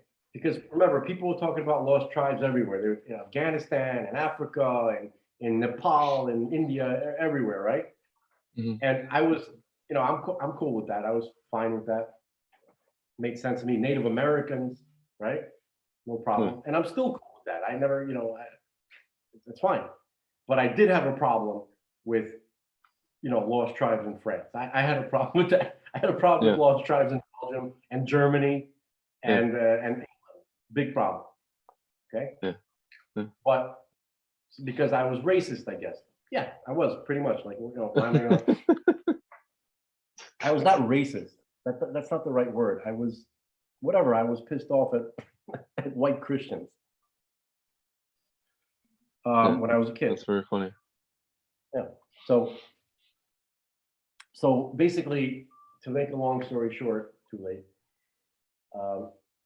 It would seem that based on statements from Chazal all over the Gemara, descriptions of the lost tribes, what they look like, what their attributes were, the names of the tribes, the names of the clans, you know, the clans from each Mhm. tribe. Their characteristics, the things that they were supposed to have accomplished according to the Navi, right? You know, taking over the world, controlling the gates of your enemies, massive wealth, double portion, all this kind of stuff. None of it, almost none of it, has been fulfilled by the Jews.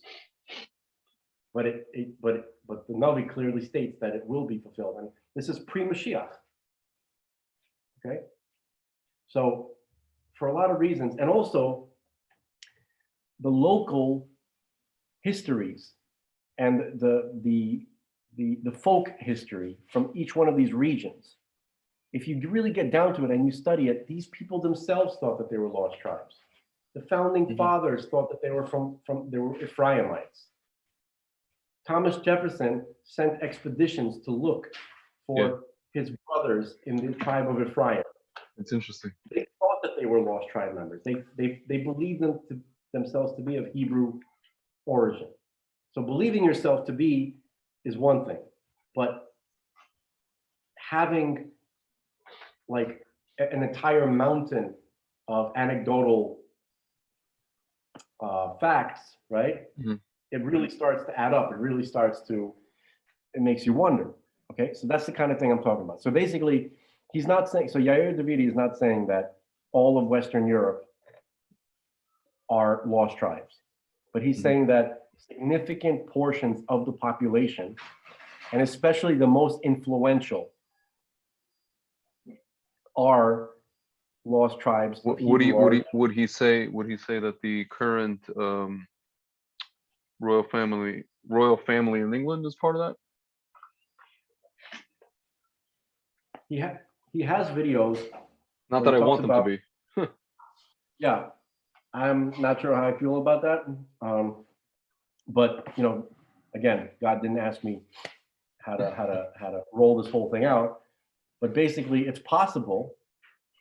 Okay, but we're not really talking about specifically the royals. We're talking about the people. Mhm.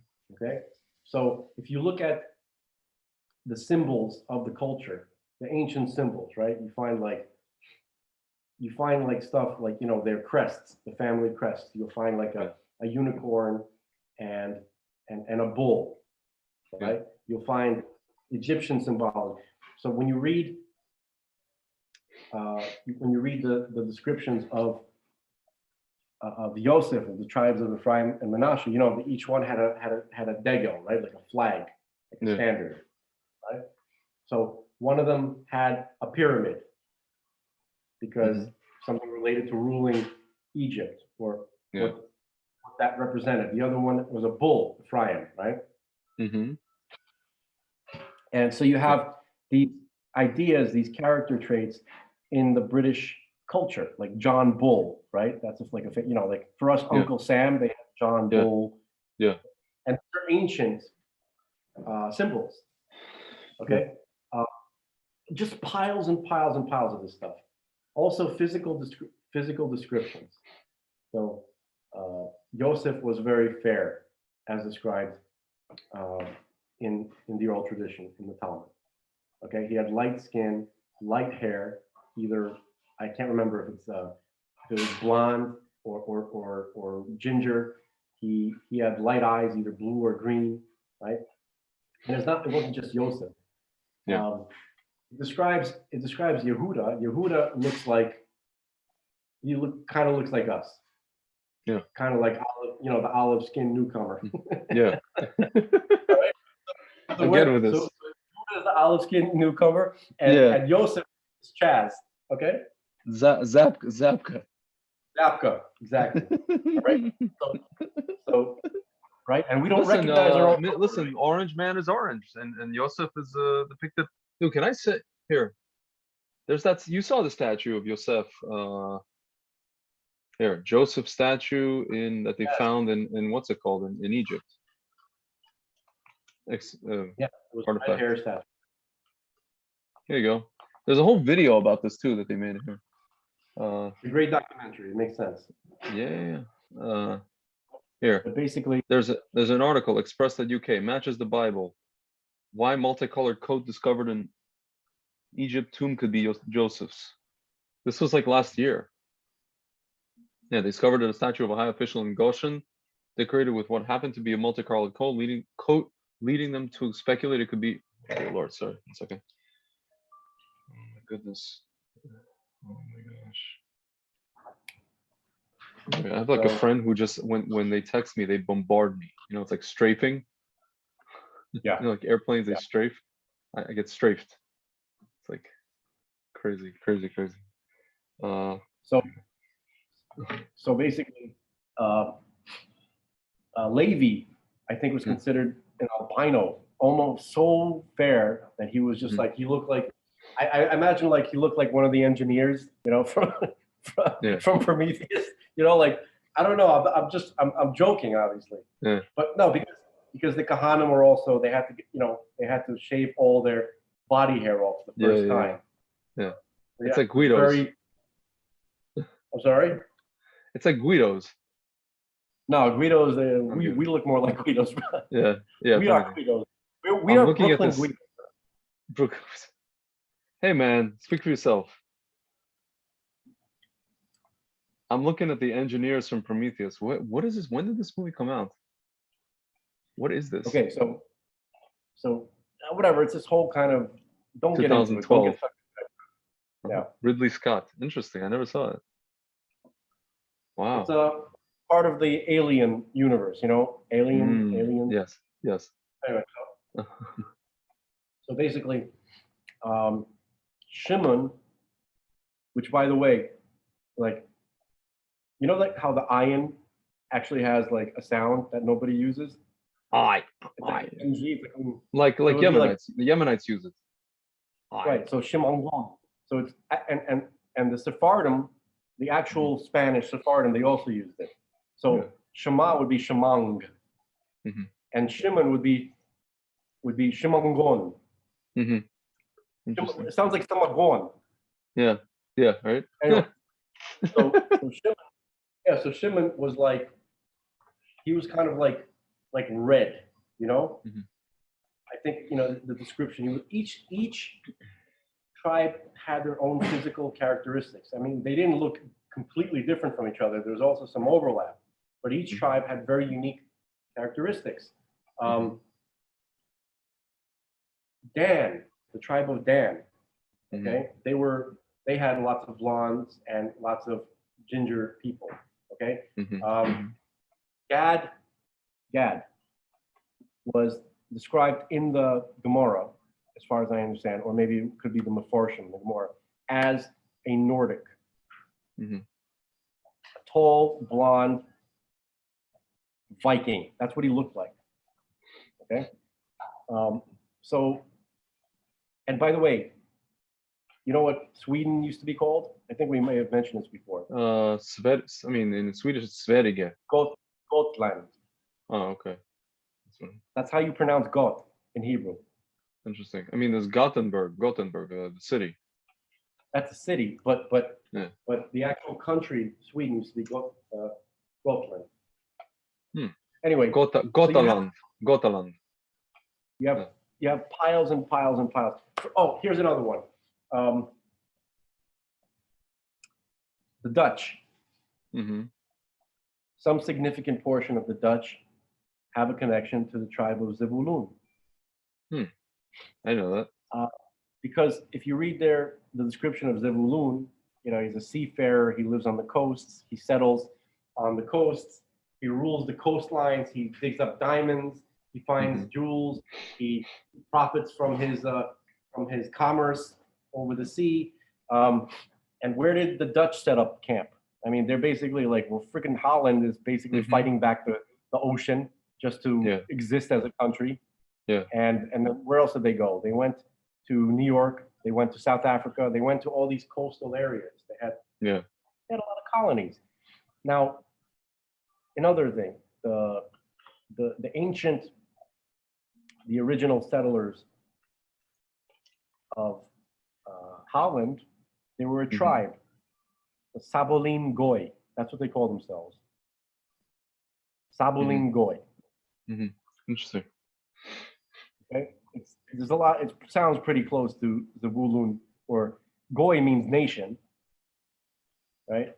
Anyway, so once you begin to kind of see how the Gemara and and Chazal describe the migrations of the tribes and the time period in which they did these migrations, and then you start to compare it with the the secular historic migrations of the Scythians, moving west, the Caucasus, and that all these migrations to Western Europe, they overlap. Yeah. Okay. Then you study the languages. Okay. You study the legends from these people, and even the pagan religions that these European tribes followed were nearly identical to the pagan religions that the lost tribes were worshiping when they got kicked out of Israel. Mm-hmm. Yeah, you look at what's it like, called? You look at Stonehenge and all that kind of stuff. Yeah, the Celts, they worship Bel. Yeah. That sounds Listen, really man. Listen, man. The question I always had is why the heck, if you've ever looked at the flag of Northern Ireland, what the heck is a Star of David doing in there? The Star of David, just what's going on with a hand inside of it? Not to burst your bubble. No, I know it's not the thing. It's not whatever. It's not the, I know, but I understand that. But what the heck is that thing doing there? Okay, so the thing that looks like the Magen David. It goes into sacred geometry. Okay, all geometric shapes, especially the famous ones, were used by all ancient cultures. They understood what these things are. They understood what they meant cosmologically, and they use this information. This is all of this kind of stuff was universal. It's just that what did they use it for? How did they use it? Okay, this ancient sacred geometry knowledge that the Mhm. ancients had was like fire or like a knife. You use it as you will. Are you going to use it for evil or are you going to use it for good? Yeah. So that kind of stuff is universal. But really, the true symbol of the Jewish people in general is the menorah. That's the Yeah. real. That's true. Like if you're going to have a national symbol, that's what it's Yeah. going to be. That's what the state of Israel. I mean, it's funny because they put the Star of David on the flag, but if you actually, there are some settlers, or like the flag of Yerushalayim will have the menorah with the lion or whatever it is. No, it'll have the lion and the I think they have the menorah there. Yeah, it's a lion. No, it's a lion. I apologize. It's a lion, but it's like a. Where was the menorah? There's some guys, settlers use the menorah flag instead of the Star of David flag. Actually. Anyway. So anyway, yeah. so the point is, like, you can read his books, you could make your own decisions. To me, it seems like I don't see coincidences. Like, think about where the Jews have been throughout history. Where have they been? Who are they placed with? Who have we been paired with? Who have we Yeah. spent the most amount of time with? Western Europe, parts of Eastern Europe, also in the Arab countries among Yishmael, okay, where it's not exactly so straightforward that everybody there is a descendant of Yishmael, okay. Mm-hmm. Why were we put there? Well, hold on. There's something I wanted to say before. So when you're talking about Western Europe, who do you have there? They're both family. Either they are the lost tribes or they're Esav. Yeah. Okay. So it's kind of like, it seems like what God did was he sent the lost tribes to kind of hook Esav.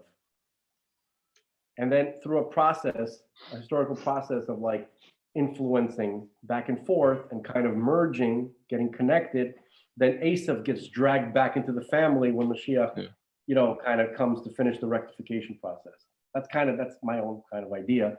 But the point is that there's no coincidences. Like, why would we be put there with these people? Because they are our brothers. And that's not easy for me to say because I'm full of militant angst. I enjoy being angry at people. I like that. and then when I'm not allowed to be, it pisses me off. Yeah. Okay. Anyway, nevertheless, there it is. Okay. Now, America is special because it's very interesting. America is likely to be heavily influenced more by the energy of Menashe. Okay. And obviously not everybody in America is descended from Menashe physically, but his energy, his character is all over America, especially his son Machir, which, by the way, America is the Latinized Machir. America Vespucci, right? Oh, that's and Machir. okay. What is Machir? He's a big Macher, right? Oh, that's funny. He was a salesman. He was into commerce. He was into whose son is this? This is Menashe. Menashe's son. So so and by the way, if you study what the Chazal say about the function, the structure of the governments of the tribes when in Israel, right? Like every territory, they had their own leaders, right? Their own tribes. Their system was very similar to the democratic republic type system. Like they had elections. There was some, it's a lot of staggering similarities and details, but the actual British people who were different than who they felt the need that they had to leave, right? Because Yair Davidi, he equates the British mostly to Ephraim, also to Dan in a lot of ways, but Ephraim. And Menashe was not exactly like Ephraim. They're similar because they come from the same father, but Menashe had his own flavor. He had his own way of being, and he had to separate to assert that. And you have America. Yeah. Okay. So America is an expression of Menashe trying to assert himself. And also, there's a lot of prophetic verses about Menashe's role when, right before Moshiach comes, which is very similar to what America is doing. Anyway, we go on and on and on and on. I love this subject personally. Can I prove it without a shadow of a doubt? No, I guess, we'll see. Of course We'll not. see what happens. Listen, can I tell you something? First of all, there's a whole thing of like, we're talking about, I don't know about lost tribes necessarily, but there's a whole thing in Spain. You have all these people who are Jews and they don't even know. It's supposedly like 25% of Spain today is No, but that's Jewish. Jews. Yeah, Jews. yeah. Yeah. No, I'm just saying in general, like it seems to me that like, my rabbi, Rav Dror, again, I think I mentioned this before, he says, when Mashiach comes, we're going to find out that all the people that we thought, or not all, but a lot of the people that we thought were Jewish, I mean, they're still Jewish, but they come from non-Jewish stock, I guess you could say. And then he said, all the people that we would never think are Jewish are from the, or from the lost tribes. He just says the Jewish as a general term, from the lost tribes of Israel. Like he's big on that stuff. Yeah. I mean, we see it emerging. We see it emerging from like, India and Kaifeng Jews and Bnei Menashe, which I don't know if they're Bnei Menashe, but like that's what they're called. Pedigree is important, but it's ultimately not the point because there was never supposed. I don't think that God really wanted, Plan A. It wasn't, Israel wasn't supposed to be, an ethnicity. It was supposed to be people, the human. Yeah. Like if you're a human, then you're Israel. That's where we're supposed to be moving towards. Yeah. But I have to wrap it up. But can I just say? Yeah. I want to. Okay. I wanted to ask you like one thing about. I mean, Eliyahu HaNavi.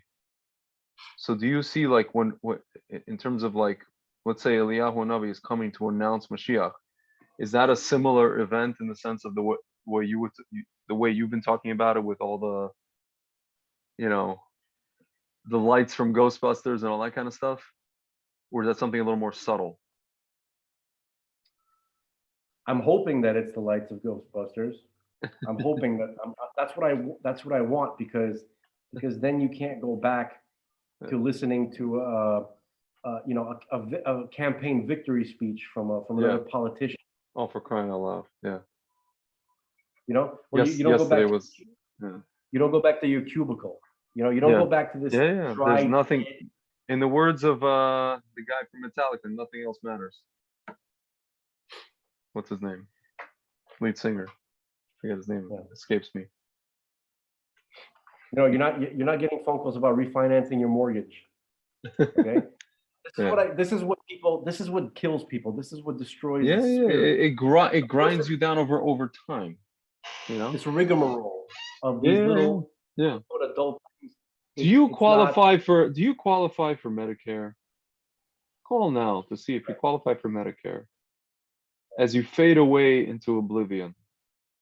Right. Make sure to print out your insurance, your car insurance, because if you get pulled over, you have crying out loud. This kind of crap. You know what I mean? Don't forget to do your registration. This is soul deadening thing. These are soul deadening things. I know. So, but I just wanted to say that this is to be continued, obviously, but how are the Jews have a connection to Yosef outside of being Yehuda has a connection to Yosef outside of being obviously from the same family in the first place, but the Jews are also blood brothers to Yosef because today's Jews are Yehuda and Binyamin, right? Yeah. So Yehuda and Yosef were antagonistic, but Binyamin, they is beloved to both of them. And that's probably where they can meet, where they can bond with their love for their little brother Binyamin. Yeah. I don't know why that popped into my head. I just wanted to mention that. Yeah. So Hmm. one of the reasons why I desperately have to pee. Medical. It's medical. I would continue yapping for a long time. I hear. No, listen, I just want to say to my viewers that, we may feel like we're 20 in our heads, but No, I was like this at 22. So it oh, feels the okay, same. fine. So then I don't know what to tell you. Yeah. But I don't feel any different. I physically don't feel any different now than I did when I was 20. meaning you feel you felt crappy then, or you feel crappy today, or you feel the same good today as you did when you were 20? Both the same crappiness and the same good. Like I none of my youthfulness, whatever I had at Oh, 20. dude, I was light not light in terms of weight, but I felt like until I was like, let's say 33, 32, I felt like I was floating around. I feel more springy because I've been doing squats, over the years. My legs have become stronger. Yeah. So I have to I start feel doing that. more athletic. Yeah. But Baruch Hashem, I mean, I have good, if I start actually working out and like work out for like literally a month, forget about a month, just like 2 weeks, I'll see a difference in everything, not cardio, everything. I should start again, restart. Dancing to the oldies, man. Get started. Yeah. I got to put on my Global Underground polo can fold in New York and just hop to it. Dude, the classic LTJ Bookham, MC Conrad album, logical progressions. I've never heard of these things. I mean, I never heard these things. I never listened to them because it's more like drum and bass. Off the chisane. I will send it to you. I gotta pee. I'm about right, to sir. ruin the game. Well, again. You're live. Thank you. All right. I know. All right, we'll end it on that. All right, sir. Fantastic. And Chodesh Tov. Talk to you.